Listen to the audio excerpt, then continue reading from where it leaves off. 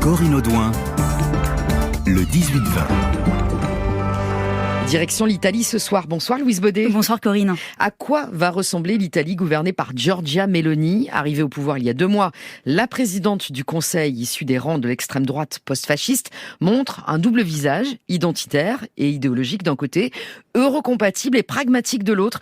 Une personnalité politique plus complexe qu'il n'y paraît, loin de la caricature à laquelle on tend à la résumer en France, Louise. Ouais, Giorgia Meloni est-elle fasciste, post-fasciste, néo-fasciste, crypto, transfasciste? Je pousse un peu Corinne, mais pas tant que ça. Car le fait est qu'on s'inquiète bien plus ici qu'en Italie de la fidélité de l'actuelle présidente du Conseil à ses racines politiques. Fasciste, elle l'a été incontestablement. Elle qui a milité dès 15 ans dans la branche jeunesse du MSI, le parti fondé après-guerre par les rescapés du régime de Mussolini. Fondation célébrée il y a tout juste 3 jours par des très proches de Meloni. Rien de moins que le président du Sénat, cofondateur de Fratelli d'Italia et une secrétaire d'État auprès du ministère de la Défense, membre donc du gouvernement. Bref, les ponts sont tout sauf rompus, en dépit des dénégations de Giorgia Meloni qui, il y a 10 jours, dénonçait encore au musée hébraïque de Rome l'ignominie des lois raciales instaurées dans l'Italie fasciste. Mais son hommage vibrant à l'identité juive comme partie intégrante de l'identité italienne lui a finalement permis de glorifier l'essentiel, l'identité. Car pendant qu'on se perd en querelles sémantiques, Louise, Giorgia Meloni, elle trace sa route, une route à l'ultra-droite. Oui, sa toute première mesure, à peine arrivée au Palais Chigi fin octobre, la criminalisation des rassemblements de plus de 50 personnes. Dans les faits, une mesure d'interdiction des rave parties, mesure présentée comme urgentissime. La loi et l'ordre, c'est le credo de Giorgia Meloni. La famille également, mais cette partie-là de son programme n'a pas encore de traduction législative, trop tôt. En revanche, le durcissement des règles contre les ONG qui sauvent les migrants est, lui, bien réel. Décret approuvé tard hier soir en Conseil des ministres.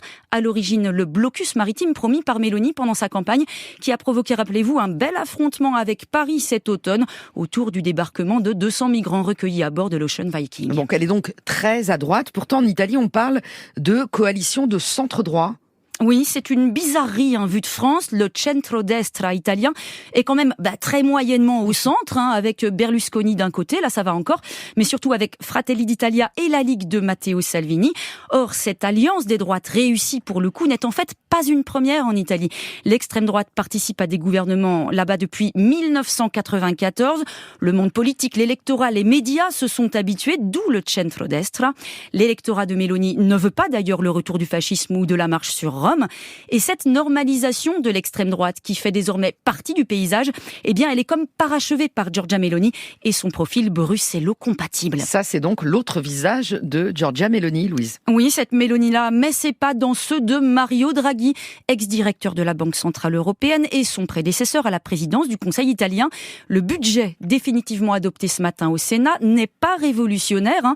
On y trouve bien quelques cadeaux électoraux à la clientèle méloniste, celle des artisans commerçants, et la fin annoncée du revenu de citoyenneté mal vu à droite, puisque on y voit de ce côté de l'assistanat. Mais on n'y trouve pas de rupture radicale.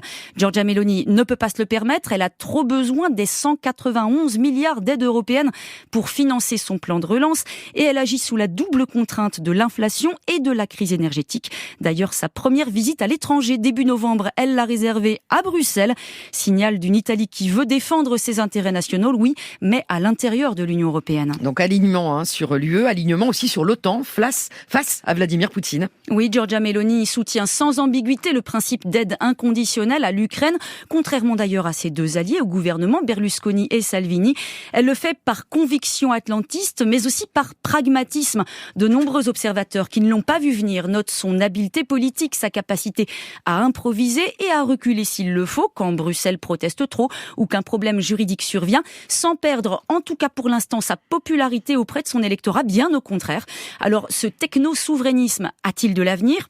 Les déchirements de l'opposition de gauche aident bien sûr Giorgia Meloni, qui se montre par ailleurs plus subtile et moins expéditive qu'un Matteo Salvini.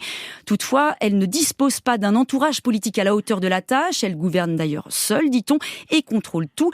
Et puis, ses partenaires, Berlusconi et Salvini, qu'elle a cannibalisés, sont en embuscade, sans oublier la volatilité de la vie politique italienne, une constante depuis l'après-guerre, à laquelle justement Giorgia Meloni a promis de s'attaquer en présidentialisant le régime. Chantier pour l'heure à peine défrichés. Merci beaucoup Louise Baudet de la rédaction internationale et merci à toute la RI, comme on dit, pour cette série de portraits toute cette semaine. C'était Le Monde d'après.